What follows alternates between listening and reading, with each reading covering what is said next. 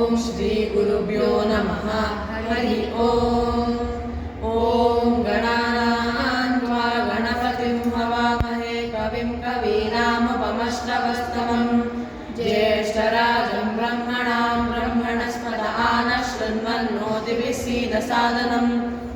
ओम भद्रं कर्णेभिः शृणुयाम देवाः भद्रं पश्येमाक्षभिर्यजत्राः स्थिरैरङ्गैस्तुष्टुवागुंसस्तनूभिः व्यशेम देवहितैर्यदायुः।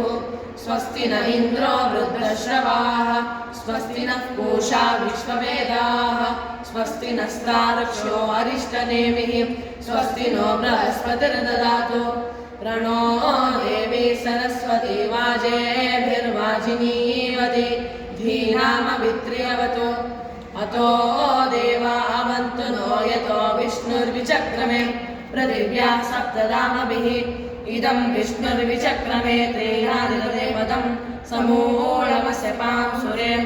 ईशानः सर्वविद्यानाम् ईश्वरः सर्वभूतानां ब्रह्माधिपतिर्ब्रह्मणोऽधिपतिर्ब्रह्मा शिवो मे अस्तु सदा शिवो। जातवेदसे सुनाम सोममराति यतो निदहाति वेदाः स नः पर्षदति दुर्गाणि विश्वा आनावेव सिन्धुं दुरितात्यग्निः। अग्निमीळे पुरोहितं यज्ञस्य देवमृत्विजं होतानं रत्नधातमम्।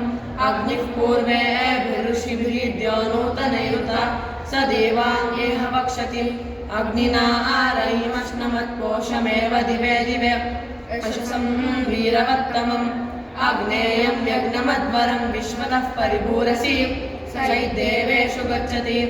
अग्निर्होता कविक्रतुः सत्यश्चित्रश्रवस्तमः देवो देवेभिरागमत।